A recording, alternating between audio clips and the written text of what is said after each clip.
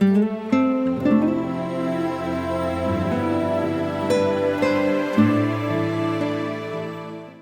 con la maestra en Ciencias de Nutrición y Salud y coordinadora de prácticas comunitarias, Elia Cañas Cienfuegos. Buenos días, nos interesaría saber su opinión, ya que usted nos ha supervisado todas las prácticas que hemos realizado. ¿Le podría realizar algunas preguntas? Claro que sí, con mucho gusto. Bueno, la primera sería, ¿qué es salud ambiental? Bueno, salud ambiental, en primera quiero decirte que es una disciplina que se ha integrado aquí en el plan de estudios para la formación de los futuros médicos con el propósito de que se identifique todos los daños que pueden existir en el ambiente, en el entorno en el que habita el ser humano, se identifique cuáles son esos procesos que producen una enfermedad en el ser humano o que la pueden alterar.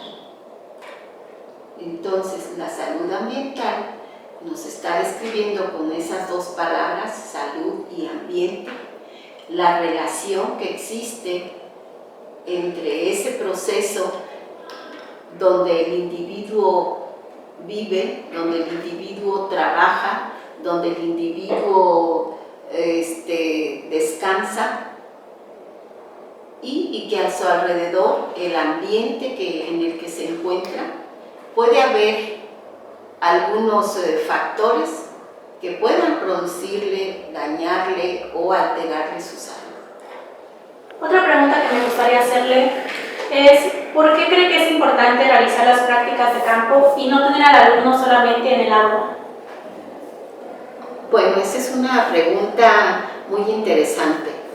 Precisamente la importancia radica en que el alumno conozca el escenario real donde se está produciendo el problema. Y les ponía el ejemplo del agua, el agua contaminada, que a veces circula por las barrancas que están contaminadas con basura y con heces fecales y que finalmente van a regar las frutas y las verduras y posteriormente van a ser consumidas por el ser humano.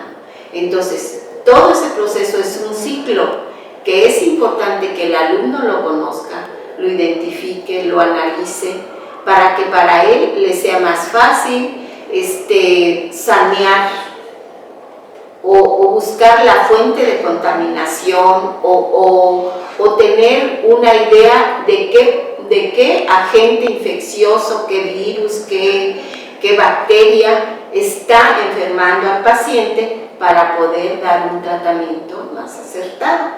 Finalmente, las prácticas también le produce al alumno un aprendizaje más significativo. No es lo mismo que esté nada más escribiendo la teoría y le informen en los libros a que ellos identifiquen el problema real.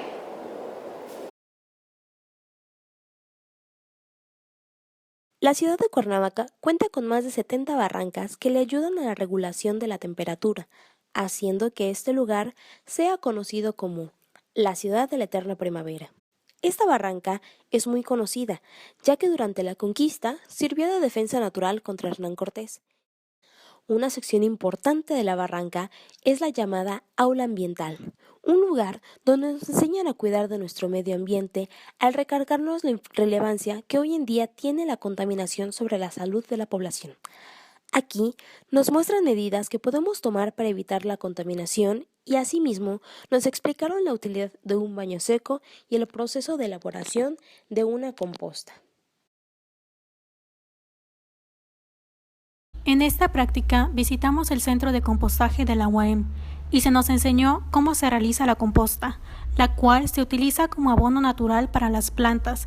También nos enseñaron cómo recibieron árboles de Navidad para hacer composta y que no queden tirados en la calle o al cielo abierto. La composta resultante se utilizó como abono para los jardines de la UAM y el municipio de Cuernavaca. La composta también es una forma que podemos utilizar día a día en nuestras vidas, en la casa y en jardines. El objetivo de dicha práctica fue el de observar la relación que existe entre la salud y el medio ambiente, ya que muchas enfermedades se generan por la calidad del medio en que nos desarrollamos y el contacto que tenemos con el suelo, el aire, el agua, etc. Cuando llegamos nos recibió el ingeniero para tener como primera parada el invernadero donde tenían plantas de muchos tipos y nos habló sobre los cuidados que este conlleva, como lo es el riego. Después nos llevó al campo al aire libre en el que tenía su policultivo con lechugas, rábanos, brócoli, coliflor, zanahoria, además de árboles frutales. Los cultivos del invernadero y los del policultivo son un factor importante en su economía, ya que se obtiene una muy buena ganancia en comparación con lo que invierten. Para que los cultivos crezcan con mejores nutrientes y nada sea nocivo para quien los consuma, se utiliza una composta orgánica hecha por los trabajadores y estudiantes de dicha facultad. En nuestra visita por el aula ecológica de Zapac, nos explicaron que ellos no tenían contrato con CFE, ya que cuentan con paneles solares. Nos dieron instrucciones de cómo podemos realizar un huerto en casa, utilizando objetos que han perdido su función, pero pueden ser utilizados de otras maneras.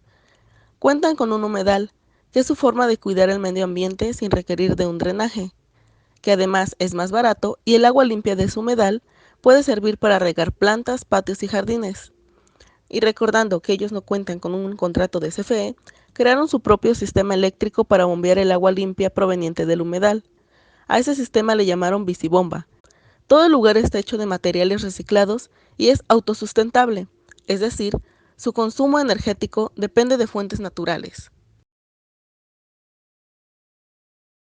Realizada en el Hospital General Regional número 1, Instituto Mexicano del Seguro Social. El principal objetivo de esta práctica fue aprender lo que es un residuo peligroso biológico infeccioso, cómo poder clasificarlo en cada tipo de recipiente o bolsa. De acuerdo con la norma oficial mexicana 087 sobre el manejo del RPBI, para que un residuo sea considerado un agente biológico infeccioso, debe tener la capacidad de producir enfermedad. Se consideran residuos peligrosos biológico-infecciosos a. La sangre, cultivos y cepas de agentes biológico-infecciosos, tejidos y órganos patológicos, residuos anatómicos y objetos punzocortantes. Fue una práctica de suma importancia para nosotros como futuro personal de salud, para poder brindar una correcta atención a nuestros futuros pacientes.